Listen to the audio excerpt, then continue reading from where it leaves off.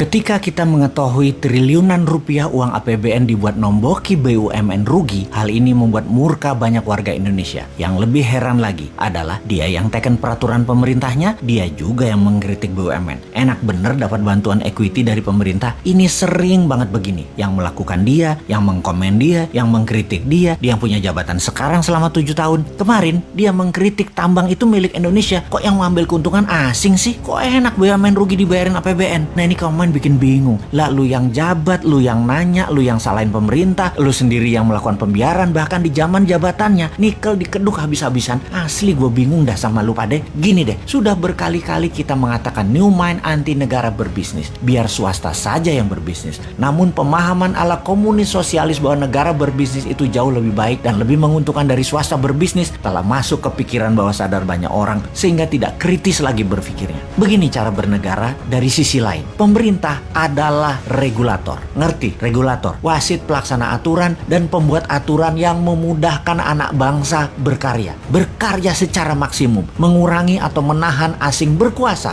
Mendistribusikan kekayaan kepada rakyat. Membuat rakyat sehat, sejahtera, dan berpendidikan. Serta memberikan peluang yang sama pada setiap anak bangsa. Negara memajaki jasa mereka yang telah negara permudah berusaha tadi sehingga mendapatkan keuntungan yang banyak. Di sisi positif lainnya, pengusaha bisa membuka lapangan pekerjaan. Ingat, lapangan pekerjaan itu yang membuka swasta, bukan pemerintah. Ingat ya, bukan negara yang membuka lapangan kerja, tapi aturan dan kebijakan pemerintah yang bijaklah yang membuat lapangan kerja tadi lebih banyak. Negara jadi kaya bukan karena negara berbisnis, tapi rakyat dibuatkan peluang yang fair, yang sama, sehingga yang pinter, yang rajin, yang hemat, yang santun, yang sukses. Bukan yang jabat, yang korupsi, yang memanfaatkan jabatan, yang kaya. Atau bukan pengusaha yang main dengan pejabatnya yang nambah kaya karena merubah peraturan. Sama, politikus adalah pengawal pemerintah, membuat undang-undang yang melincahkan pemerintah untuk membantu rakyat. Yang terakhir, fungsi kontrol serta administrasi pemerintah saat ini acak kadut. Sudah 7 presiden tidak rapih, lemah, dan banyak bolongnya. Ditambah PNS yang one prestasi, yang tidak taat, yang nakal, tidak bisa dipecat. Itu aja urusan pemerintah dan politikusnya. Jangan berbisnis. Bisnis dan usaha itu ranah swasta, ranah rakyat yang tidak memiliki jabatan. Jadi kembali ke BUMN, bahwa jika apple to apple membandingkan bisnis pasar bebas, BUMN sudah keok sejak dulu. BUMN itu dilindungi peraturan dan diberikan banyak kemudahan, tapi tetap nggak jalan dengan bagus. Ya, memang nggak bisa berbisnis, tidak humble si pejabatnya. Rakyat jadi pasarnya BUMN, modalnya dari pajak rakyat. Keuntungannya terbanyak hanya untuk segelintir orang pejabat dan komisarisnya saja. Jadi ketika diumumkan salah satu BUMN rugi 90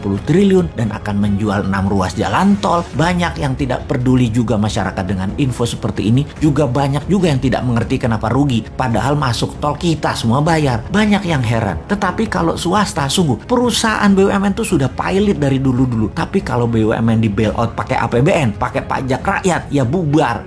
Rakyatnya tetap masih percaya loh BUMN itu penting. Kok bisa ya? Dikira kalau swasta kaya negara miskin gitu ya? Padahal sebaliknya, kalau swasta kaya, negara menjadi sangat kaya. Tiongkok itu kaya swastanya di luar negeri untuk mencaplok ekonomi negara lain, baru pakai BUMN Tiongkok. Jadi BUMN Tiongkok tuh pahlawan devisa. Swasta Tiongkok main di dalam negeri dan yang bermain di luar negeri itu BUMN. Kita lanjut. Ketika flag carrier airline kebanggaan nasional Garuda Indonesia sebelum COVID saja sudah keok, ditambah PPKM sekarang dengan macam-macam aturan membuat traveler berkurang hingga lebih 50%. Sekarang kemungkinan gagal restrukturisasi semakin besar. Nama kebanggaan Garuda akan jadi pelita air melindungi diri dari tuntutan investor, di mana sebentar lagi APBN juga yang akan bayarin. Pastinya saat ini banyak lagi daftar BUMN yang merugi dan memiliki hutang yang menumpuk sangat besar. Bahkan aset jaminannya kalau diambil lender atau diambil investor, maka aset tersebut pasti jadi milik asing. Kembali mengingatkan di zaman jual BUMN dan perusahaan murah di tahun 2000-an, efek resesi ekonomi tahun